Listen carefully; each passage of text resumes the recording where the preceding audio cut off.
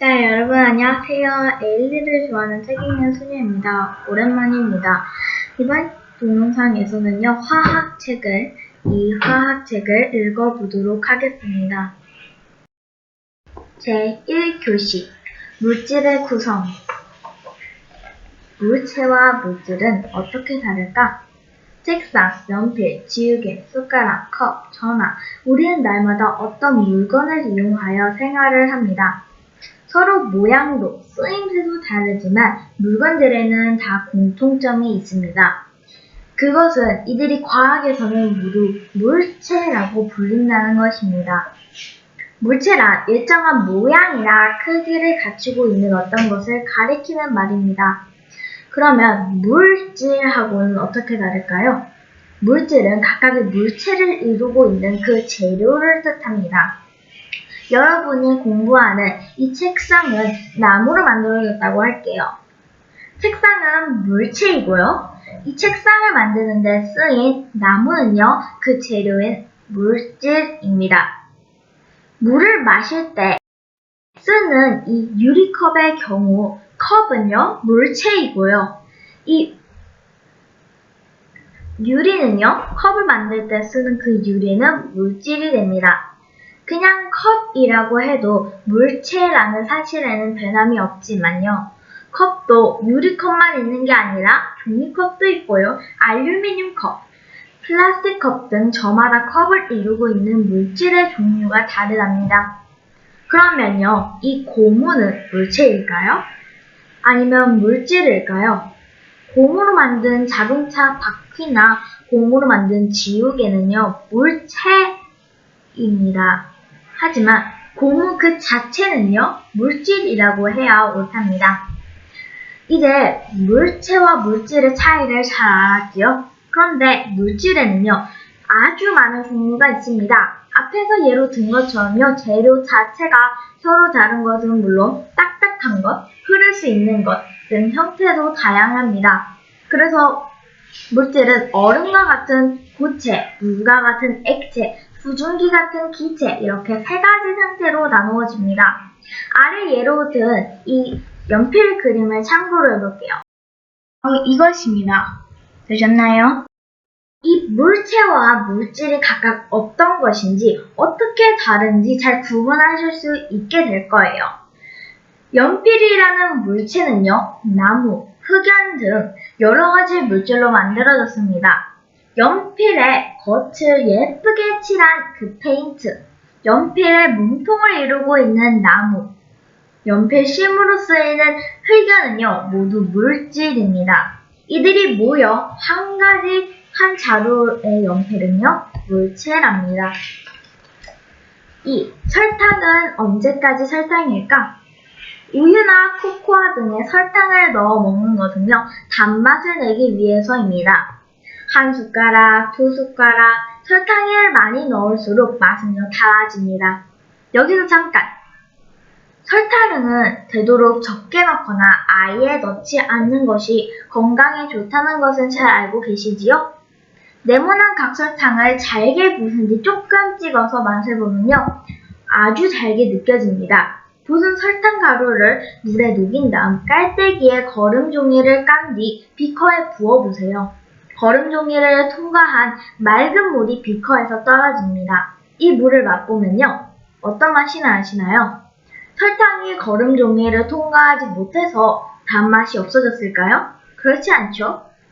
역시 단맛이 납니다. 설탕 분자는요, 분자의 크기는 아무런 구멍도 없어 보이는 이 거름 종이를 빠져나갈 수 있을 정도로 아주 작다는 것을 알 수 있습니다. 이 분자는요, 어떤 물질의 성질을 그대로 갖고 있는 작은 알갱이입니다. 눈으로 보이지 않습니다. 현미경으로 봐야 보일 정도 아주 작은 크기이죠. 예를 들어서 설탕하면 가장 쉽게 떠오르는 특징은 무엇인가요? 맞아요. 단맛입니다. 설탕 분자는 이 단맛이라는 설탕의 특징을 완전히 갖고 있는 것 가운데에서 가장 작은 단위를 말합니다. 그러나 분자보다도 더 작게 나누면 그것은 더 이상 설탕이라고 할 수 없습니다. 설탕의 성질과 그 특징을 완전히 잃어버리기 때문인데요.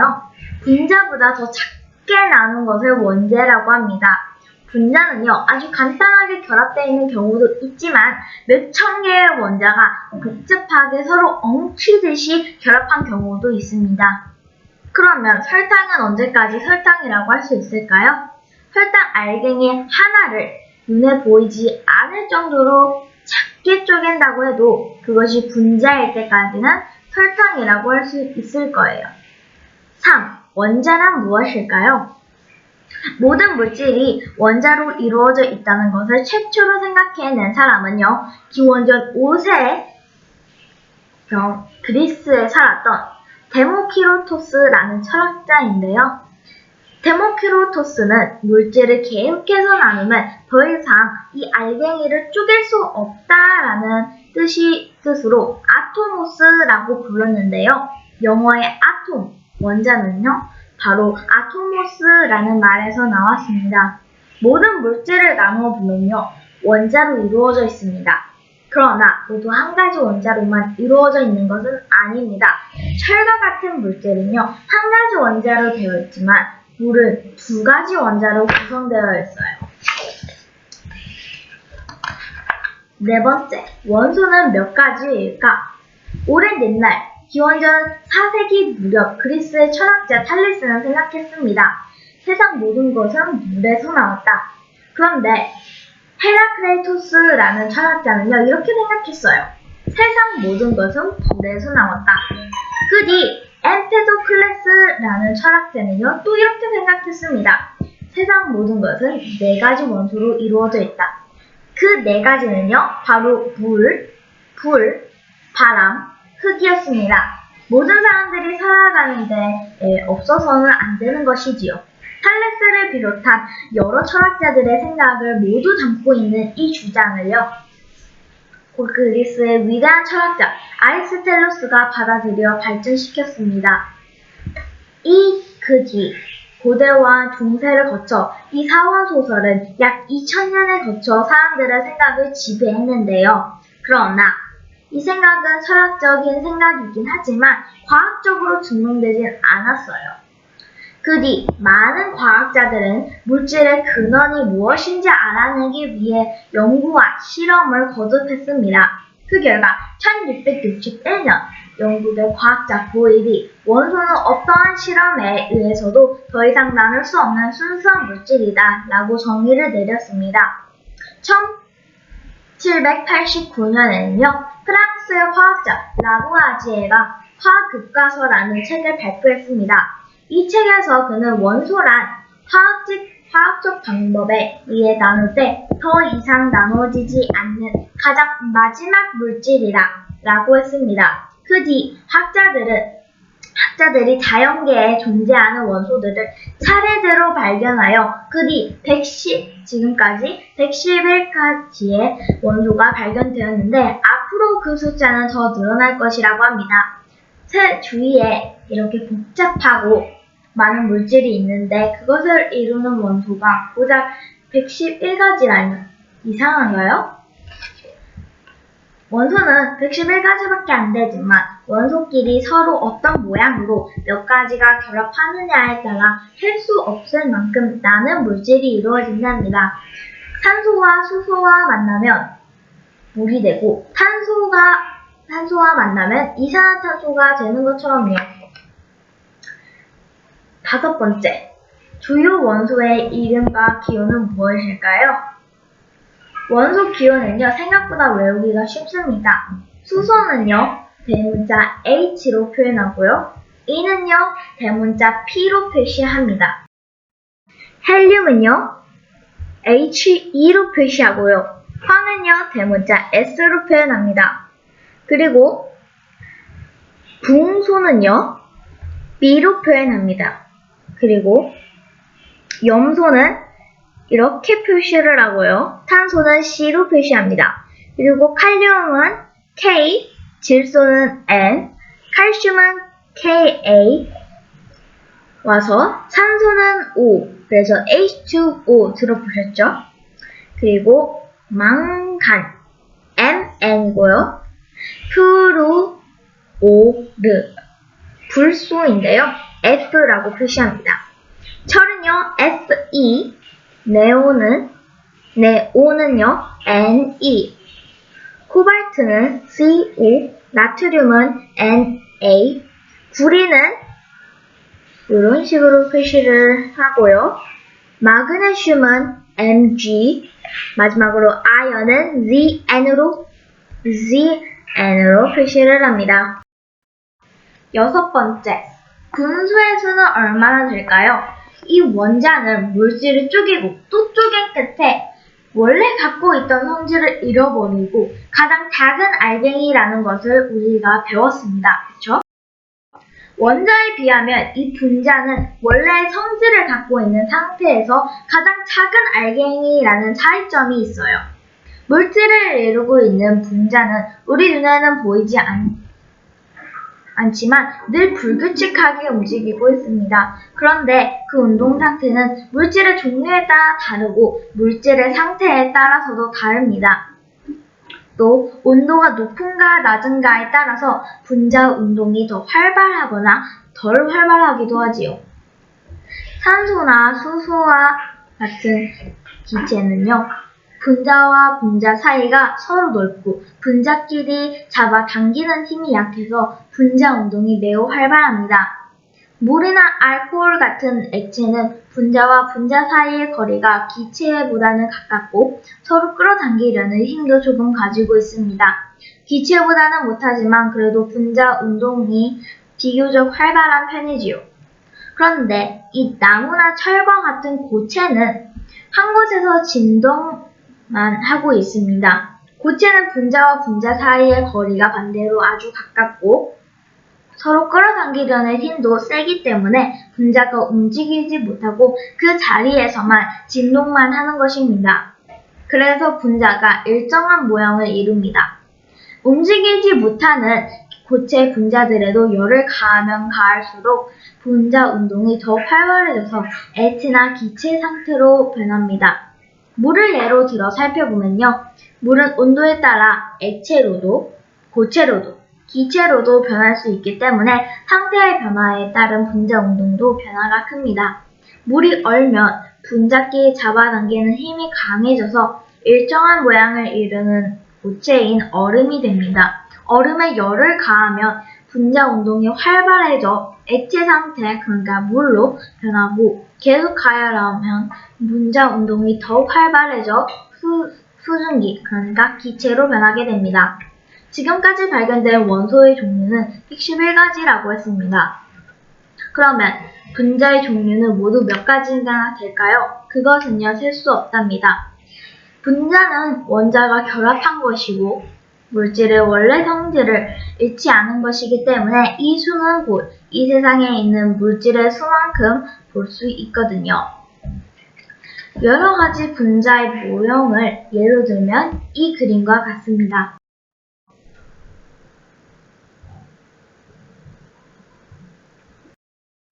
7. 다이아몬드와 연필심이 어째서 형제일까?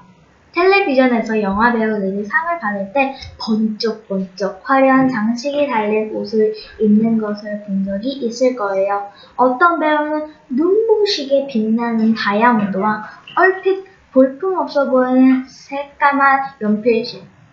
사실 이 둘은 형제랍니다. 믿어지지 않지요?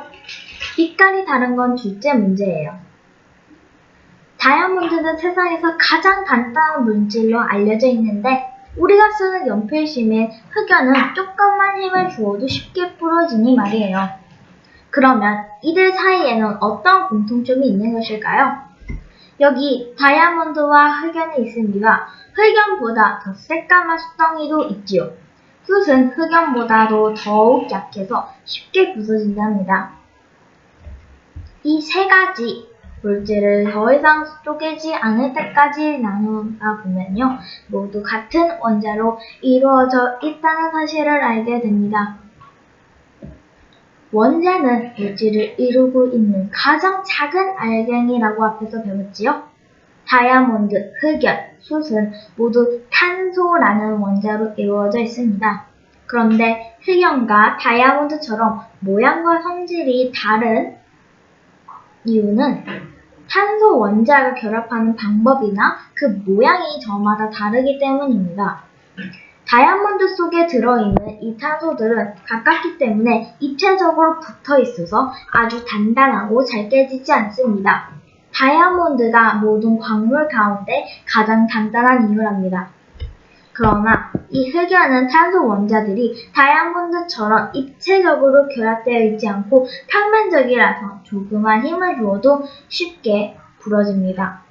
잘 부러지는 대신에 쉽게 미끄러지는 성질이 있기 때문에 이러한 성질을 이용해서 연필심을 만들지요. 연필과 다이아몬드의 같은 점과 다른 점을 잘 알았지요?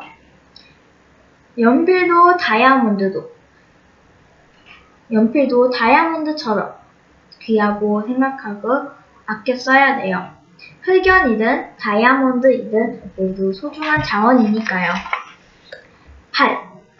유리는 왜 쉽게 깨질까? 누구나 한 번쯤은 엄마의 설거지를 도와드리다가 그릇을 깨뜨려 본 적이 있을 거예요. 집안일은 함께 하는 거라면 엄마 대신 아빠가 팔을 걸어 붙이고 나서도 역시 그릇을 떨어뜨릴 때가 있지요. 그런데 아빠가 떨어뜨린 그릇은 깨지지 않았어요. 깨지는 그릇과 깨지지 않는 그릇에는 어떤 차이가 있을까요? 유리 그릇은 단단한 바닥에 떨어뜨리면 거의 깨지지만 플라스틱 그릇은 아무렇게나 던져도 흠집만 날 뿐 박살나지는 않아요. 그러면 유리와 플라스틱 사이에 어떤 차이가 있는지 알아볼까요? 이 세상에 있는 모든 물질은 분자들이 어떤 모양과 성질로 결합하고 있느냐에 따라 고체, 액체, 기체로 나누어집니다. 분자끼리 서로 빽빽하고 단단하게 뭉쳐있는 것이 고체이고 분자들이 느슨하게 풀렸다가 다시 뭉치는 과정을 되풀이하는 것이 액체입니다. 그리고 각 분자들이 서로 뭉치지 못하고 완전히 따로따로 풀어져 있는 것이 기체입니다. 고체가 단단하면 단단할수록 분자들이 서로 단단히 뭉쳐있다는 뜻입니다. 이 상태를 가리켜 결합 구조가 강하다고 합니다. 분자의 결합 구조가 강하면 빛을 비추어도 통과하지 못합니다. 하지만 액체는 분자의 결합 구조가 헐겁고 느슨합니다. 그래서 빛을 통과시킬 수 있지요. 플라스틱 그릇과 유리 그릇을 들어서 햇빛을 비추어 보세요. 어떤가요? 플라스틱 그릇으로 햇빛을 가리면 그릇 크기만큼 가려지지만 유리 그릇은 빛이 그대로 통과합니다. 유리는 겉보기에는 딱딱한 고체처럼 생겼지만 그 속에 들어있는 분자의 결합 구조는 액체처럼 느슨해요. 그래서 작은 충격만 받아도 쉽게 깨지는 거랍니다. 9. 50 더하기 50이 100이 아니라고? 지금으로부터 약 150년쯤 한 소년이 이런 궁금점을 가졌습니다. 선생님, 1 더하기 1이 왜 2가 되나요? 1 더하기 1이 1이 될 수 있지 않나요? 소년은 결국 교실에서 쫓겨났고 그 뒤부터는 집에서 어머니에게 교육을 받았습니다. 이 소년이 바로 훗날 위대한 발명왕이 된 에디슨입니다. 에디슨이 당시 가졌던 궁금증은 흙 한 덩어리와 또 다른 흙 한 덩이를 한데 뭉쳤더니 크기가 더 커지기는 했지만 역시 한 덩어리의 흙만 남은 데에서 시작됐습니다.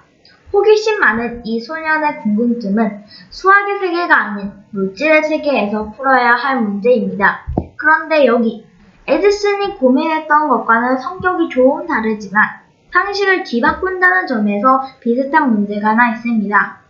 10 더하기 10은 20이라는 것은 누구나 알고 있습니다. 마찬가지로 50에 50을 더하면 100이 된다는 사실로 당연하지요. 그런데 그것이 당연하지 않은 경우가 있습니다. 알갱이가 굵은 콩 한 컵과 같은 크기의 컵에 담긴 좁쌀을 골고루 섞어보세요. 그러면 부피가 점점 줄어드는 것을 볼 수 있습니다. 이것은 콩 알갱이 사이의 빈 공간을 그보다 작은 좁쌀들이 메웠기 때문입니다. 그러면 이제 빈 공간이라고는 하나도 남아있지 않을까요? 그렇지 않습니다. 이렇게 작아 보이는 좁쌀과 좁쌀 사이에도 우리 눈에는 거의 보이지 않지만 빈틈이 있답니다. 만약 좁쌀과 고운 쌀가루를 한데 섞는다면 이번에는 쌀가루가 좁쌀 사이사이로 비집고 들어갈 거예요. 또 투명한 비커에 눈금에 꼭 맞춰 50ml만큼 물을 부어보세요. 그런 다음 다른 비커에 꼭 50ml만큼 알코올을 불어보세요. 이제 둘을 함께 합쳐봅시다. 물 50ml, 알코올 50ml를 남김없이 모두 붓습니다. 그러면 어떤 결과가 나오나요? 수학의 원리에 따라 당연히 100ml가 나와야 합니다. 그런데 실제로 눈금을 보면 85ml 정도밖에 되지 않습니다. 어째서일까요? 알코올이 공기 중으로 증발해버렸기 때문일까요? 물과 알코올은 각각 저마다 다른 크기의 분자로 이루어져 있습니다. 이 둘을 섞으면 커다란 분자 사이로 작은 분자가 그 빈 공간을 메우며 쏙쏙 끼어들지요. 즉, 크기가 큰 물 분자 속으로 크기가 작은 알코올 분자가 끼어 들어가는 거예요. 그래서 부피가 예상보다 작게 나오는 것이랍니다. 10. 축구장에 숨겨진 비밀이 있다고? 뜨거운 여름, 사람들의 함성과 선수들의 땀방울로 한껏 열기를 띈 월드컵 축구 경기를 기억하시나요? 선수들은 경기 시간 내내 넓은 운동장을 쉬지 않고 뛰어다니지요. 이 축구장과 축구 선수들에게는 11이라는 숫자와 관련된 비밀이 있답니다. 축구장의 최대 넓이는 대략 1500제곱미터입니다. 여기에 한 팀이 11명씩 두 팀이니까 선수들은 모두 22명, 심판 1명이 함께 뛰므로 23명이 1인당 차지하는 넓이는 1500제곱미터 나누기 23명은 456.52이 되어 반올림하면 약 457제곱미터가 됩니다. 즉, 축구장에서 선수들 사이에 놓인 평균 거리는 약 21m가 되는 것입니다. 또한 축구 선수들의 평균 길을 1.9m라고 하면 21m는 1.9에 11을 곱한 것과 같은 크기입니다. 여기서 공기를 이루고 있는 산소나 질소 분자의 크기를 알아보면서 그 속에 숨어있는 규칙을 찾아보도록 할게요. 과학자들은 여러 가지 실험과 연구 끝에 원자의 크기는 대개 1억분의 1cm, 분자는 그것의 몇 배 정도 크다는 것을 증명했는데요. 그 가운데 공기를 이루는 산소 분자나 질소 분자는 그 크기가 약 1억분의 3cm 정도입니다. 그런데 이 산소 분자나 질소 분자는 공기 가운데 얼마나 촘촘히 모여 있을까요? 분자 운동이 활발한 기체니까 서로 멀리 떨어져 있을까요? 그렇지 않으면 가까이 붙어 있을까요? 과학자들이 연구한 결과 공기 분자 사이의 거리는 공기 분자 크기의 11배만큼 떨어져 있다고 합니다. 그러므로 축구장에서 축구 선수들 사이의 평균 거리인 21m는 선수들의 몸의 11배가 되어 공기 분자 사이의 평균 거리가 공기 분자 크기의 11배라는 사실과 우연히 일치한답니다. 우리 11. 산성식품과 알칼리성 식품에는 무엇이 있나요? 우리는 매일 여러 가지 식품을 먹고 영양을 섭취해 건강하게 생활하고 있습니다. 우리가 먹는 식품은 무궁무진한 게 많지만 크게 산성식품과 알칼리성 식품으로 구별을 할 수 있습니다.